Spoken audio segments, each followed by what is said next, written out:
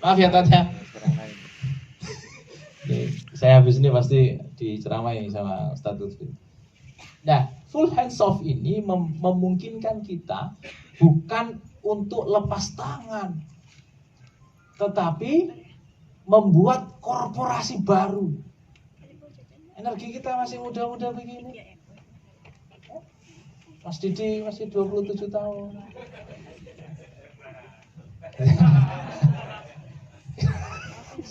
Dua 27 tahun terus kayak itu Mas Eko. Iya. Tapi orang wani nampak. Iya. Lanjut. Arah undangan. Nah, jadi ketika kita sudah bisa lepas dari satu entitas bisnis ini yang berjalan berdasarkan functional organization structure, maka kita punya waktu dan punya energi lebih besar lagi untuk buat korporasi berikutnya. Inilah ilmunya orang-orang kaya sebenarnya. Ya, sehingga nanti begitu buat korporasi berikutnya kita tidak mulai dari bootstrap, tidak mulai dari first scratch, tapi kita mulai dari langsung level ketiga. Karena di level ini kita sudah punya uang, level ini kita sudah punya pengalaman, level ini kita sudah punya banyak kenalan, level ini orang-orang sudah mau bergabung sama kita. Coba kalau sampai di level 1, kemudian cari profesional, ahli keuangan, ya, atau direktur keuangan. Sementara teman-teman omsetnya sebulan 20 juta. Kira-kira ada nggak yang mau bergabung dengan kita? Gak akan mau. Tetapi begitu kita masuk ke sini, langsung functional organization structure-nya jadi jalan, modalnya kuat, orang-orang hebat bisa langsung masuk ke sini. Inilah yang kemudian membuat, termasuk salah satunya Triputra, Pak Teddy Rahmat itu langsung membuat besar dengan dengan size level yang langsung besar. Nah, begitu di sini, ini teman-teman, sinergi itu fungsinya untuk scale up. Jadi sinergi itu bukan untuk bagi-bagi. Dalam konsep sinergi saya, sinergi itu bukan untuk bagi-bagi. Makanya kalau orang yang masih banyak butuh, biasanya nggak jadi kalau sinergi.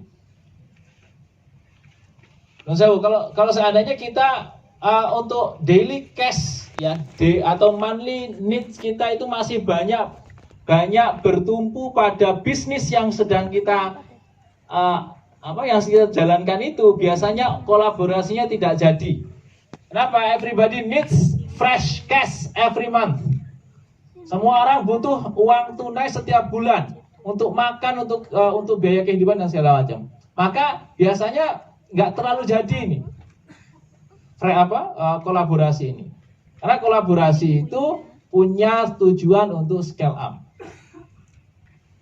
Makanya kalau umpamanya teman-teman bisnisnya masih kecil, gedein dulu aja deh sendiri. Ya, gedein dulu aja sendiri, punya pengalaman, baru nanti masuk ke structuring system, systemizing leverage ini, masuk pada langsung jujuk gede. Nah itu. Oke, saya lakukan saat pertama, kedua, sampai kedua ini masih sendiri, langsung ketiga kita kolaborasi. Akhirnya masuk kepada scale up. Nah, scale up itu pindah level, ya, atau naik level. Next.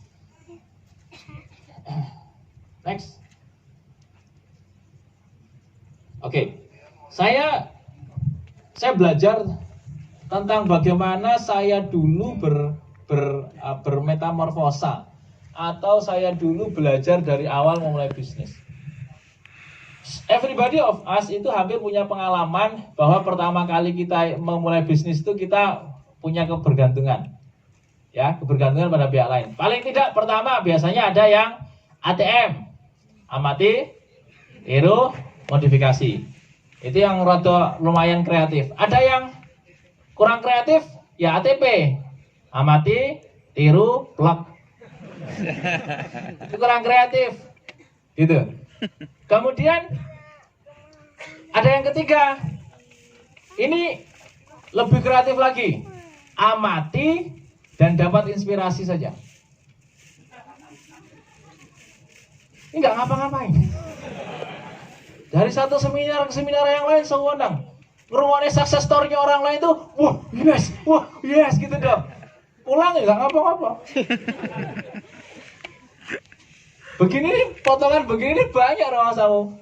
Itu di luar sana, di sini tambah banyak.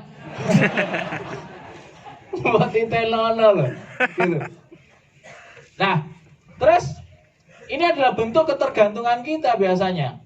Paling tidak, pengen kayak ini, pengen kayak itu, pengen caranya ini, pengen caranya itu. Itu makanya kita sebut dengan dependent.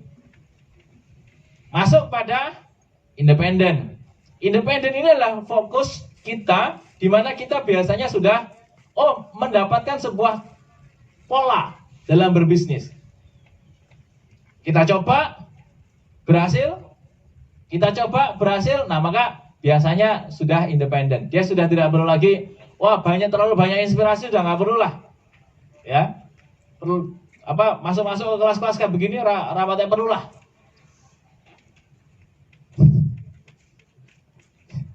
Jadi yang masuk kelas-kelas begini nih independen. Wah, besok lagi nggak masuk. Kalau dia ngadain acara, nggak jadi ada pesertanya. Karena nggak mau diomongin independen. Independen. Loh, tapi independen itu masih perlu referensi. Ya, kalau tadi perlu inspirasi. Nah, yang ketiga, dia sudah mampu meng-create added value bagi bisnis dan personalnya. Nah, maka di sini biasanya ini wong wis gagah-gagahan gitu. Ya, biasanya ya orang yang sudah ngerasa punya value itu malah susah untuk diajak kerjasama. Lu punya apa? Gue punya ini gitu. Lu punya apa? Kira-kira gitu. Ini biasanya orang yang fokusnya di value added bagi bisnis dan dirinya sendiri, itu biasanya susah berkolaborasi. Ini kalau cara bentuk bidang itu atau bentuk benda itu kotak itu. Kotak itu stable tidak? Tidak. Stabil dia. Didorong maju susah. Kan saking stabilnya kalau kotak itu. Nah, yang terakhir itu adalah wisdom. Wisdom itu adalah tingkat kematangan tertinggi dari pebisnis. Orang yang biasanya, saya punya segalanya nih, bisnis saya jalan tanpa atau dengan partner, sudah terbukti membuat saya berjalan selama ini oke dan segala macam. Nah, tapi begitu masuk ke area wisdom, ya, wisdom itu ibarat kotak tadi itu dikikis kanan kirinya, dikikis egonya, dikikis, ya, akhirnya dia berbentuk bulat. Bulat inilah kemudian yang sebenarnya membuat seseorang bisa meleverage diri dan bisnisnya ke arah yang jauh lebih besar. Dulu, Mas Lutfi dan teman-teman ya, saya itu juara 1 di provinsi itu 2014-2016. Paling gue hebat. LKP paling besar, paling keren itu ya Idea Indonesia itu. Tapi ingat loh, waktu itu saya sedang memperbesar value dan mempertajam bentuk bangunan saya. Sehingga orang-orang itu ya yang lihat kita cuman gede doang, kuat doang gitu. Tapi saya hampir tidak pernah terpikir untuk berkolaborasi dengan pihak manapun. Tanpa atau dengan kolaborasi, bisnis kita sudah jalan bagus. Nah, begitu masuk ke area ini, wisdom baru. Oh iya, kita belajar, kita ketemu dengan orang, kita lihat ternyata ada yang jauh lebih besar, ada yang jauh di atas kita, ada yang luar biasa. Nah, itu baru mulai kita ngerasakan. Nah, ini mainnya perlu agak jauh nih. Ya sering-sering piknik gitu. Ya Belitung itu karena ngajak teman agak banyak. Kalau sama istri ya jangan ke Belitung lah, Eropa dong.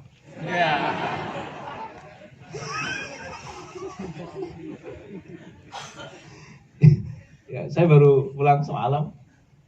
Saya dikerjain Mas Doni juga. Undi kok aku nggak diajak durian katanya gitu kan. Saya bilang, saya nggak balas karena saya masih di Belitung. Begitu saya sampai jam 9-an, jam berapa ya? Jam berapa ya? Semalam saya datang. Jam 8 jam 9. Kemudian Saya WhatsApp beliau, stay di mana? Alah nggak usah tanya-tanya, aku nggak ditawarin nginep di Idea Grande kata gitu. Nah ini saya udah di bandara mau tak jemput ini. Saya yang guyu, aku nggak situ teko. Oh kurang ajar presiden rakerjo saya bilang gitu. Malah mantan sekum kan kerja. Sampeyan jadi tumbal kok ya nih mas.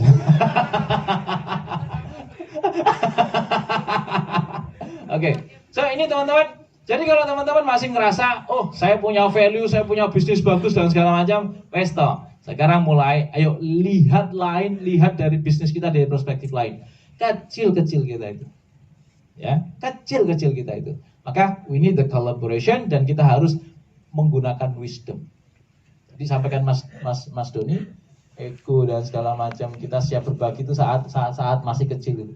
Begitu udah gede menjadi tidak siap berkolaborasi. Itu karena ketemunya pas kecil.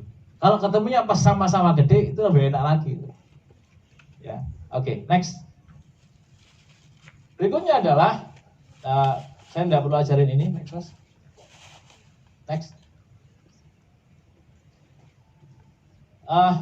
Oke, teman-teman ada yang merasa bisnisnya hari ini sudah omsetnya gede ya? Pastilah. Yang di TDA itu bisnisnya omsetnya gede-gede. Ya. Apalagi yang belum gede, banyak kan? Gitu. What's got you here, teman-teman? Apa yang membuat teman-teman sampai level ini, bisnisnya gede, cabangnya banyak dan segala macam itu?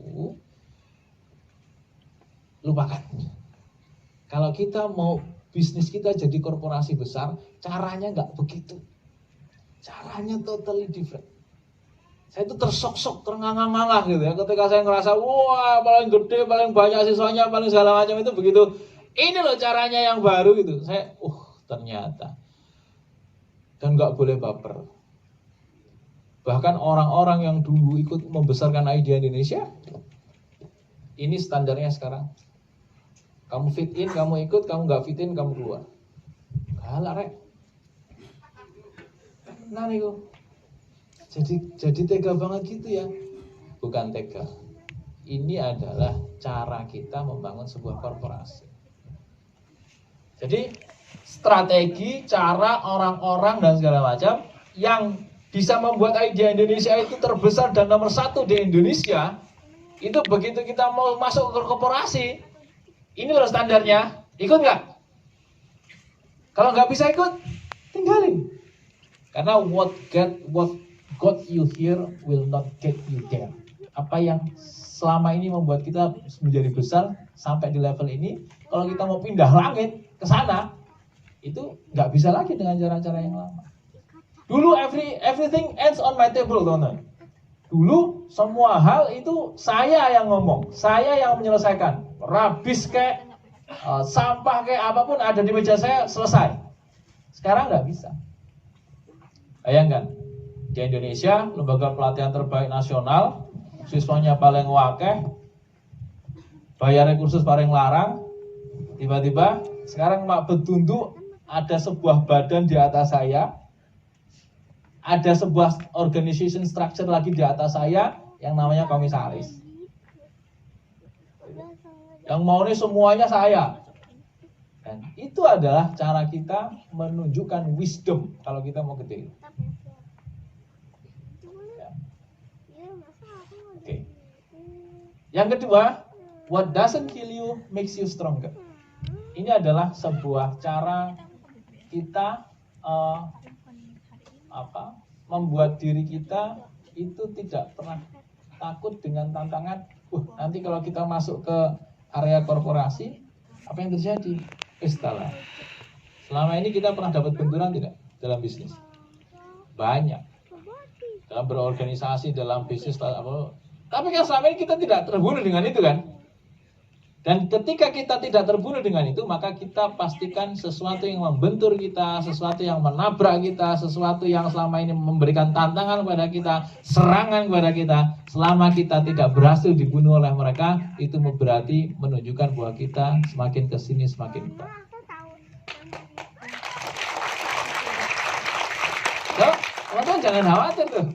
Nanti begitu, nanti kalau maunya bisnis saya berkolaborasi dengan Mas Didi itu keras kepalanya pol gitu. Umpamane Mas. Kok bener kabeh ngomongnya.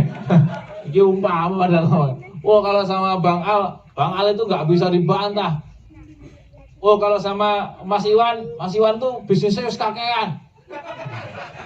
Umpamane lah aku nggak nyindir karo Mas Iwan. Kita nanti ngomongin iki. Nanti gimana gitu ya? Nah kalau kita selama ini terbukti sudah punya pengalaman terbentur dan segala macam dan kita tetap stay strong, pasti itu berarti kita sekarang ini menjadi lebih kuat dari sebelumnya. Next, ini terakhir. Yes. Nah, apa sih yang saya sebut dengan corporate tadi ya, corporation atau corporatize gitu, bisnis kita itu. Yang pertama gini, ada HQTBDM. Apa meneh ya? High quality team based decision making process. Iya, wong iku singkatannya krono masalahnya Mas Muklis dikejar terus. Pak, kapan Mbak Didi dikirim slide presentasinya? Saya itu lagi foto-foto begini ya di Belitung. Ditanyainya, Pak, slide presentasi kapan dikirim? Gak asik tenan nih ya. Tapi ya wes lah, aku kirim, tak coba cepet. Nah, teman-teman, ini yang saya tadi sebut bahwa ketika kita masuk ke area korporasi, kita harus pastikan. Oh tiba-tiba teman-teman, saya sekarang punya direktur keuangan yang saya bayar sangat mahal. Tiba-tiba saya punya business development director yang saya bayar agak mahal. Tiba-tiba saya punya direktur operational yang saya bayar mahal. Tiba-tiba aja itu. Terus tiba-tiba saya tidak bisa langsung memutuskan. Ya, karena apa? Saya kemudian membuat summary, membuat opsi dari sebuah keputusan pengembangan bisnis. Kemudian saya sampaikan kepada ini Pak, kita mau begini Pak. Wih, mau nih biasa nih, nggak bisa gitu. Begitu ke saya selesai. Saya baru batin aja udah dilakukan itu. Saking cepetnya gitu. Bisnis kalau kita sendiri yang punya, kita sendiri yang leading, kan begitu pengennya. Kita bisik gitu orang udah melayu. Nawati. Besok begitu ini udah nggak bisa. Tapi ingat, nih ada proses empowerment for long term focus decision making. Bahwa setiap keputusan yang tadi menjadi agak lama, tetapi kita melibatkan tim. Tim-tim kita ini nggak boleh yang abal-abal. Tim kita ini sudah yang keren-keren banget. Nah, begitu sebuah keputusan itu dibuat langsung, makanya fokusnya pada long term focus decision making. Keputusan hari ini dibuat harus berdampak 20 tahun lagi. Nah, ini yang tidak bisa kita pikirin kalau kita sendiri. Maka harus ada dewan komisaris utama, ada dewan direksi atau BOD dan segala macam. Kemudian ada dulu begitu kita decision itu ditetapkan langsung bisa diimplementasikan. Kalau sekarang decision ditetapkan, masukin budgeting dulu. Paham ya teman-teman? Begitu decision ditetapkan itu nggak bisa langsung jalan. Waktu habis. Ya Mas. Kalau sekarang nggak bisa. Begitu decision dibuatkan langsung dimasukkan dulu pada sebuah perencanaan grand design atau grand plan untuk kemudian kapan dilaksanakan, budgetingnya bagaimana dan segala macam. Memang agak lama tapi fokusnya long term. Terakhir, database decision making ini semuanya sudah pasti paham bahwa dalam korporasi kita nggak bisa pakai ilmu batiniah, nggak apa-apa dibatin, nggak apa-apa dipersepsikan, nggak apa-apa. Nah ini nggak bisa. Nah itu saja teman-teman, sehingga ketika kita masuk di ranah ini, bisnis idea Indonesia yang dulunya tidak pernah terpikir bagi saya bahwa LKP, saya pernah buat buku LKP itu bisnis abal-abal, saya bilang gitu. Tapi begitu kita lakukan dengan cara yang berbeda, korporatisasi, maka sekarang alhamdulillah LKP yang bisnisnya hanya abal-abal itu bisa naik ke level yang jauh di atas yang dibayangkan sebelumnya. Assalamualaikum warahmatullahi wabarakatuh.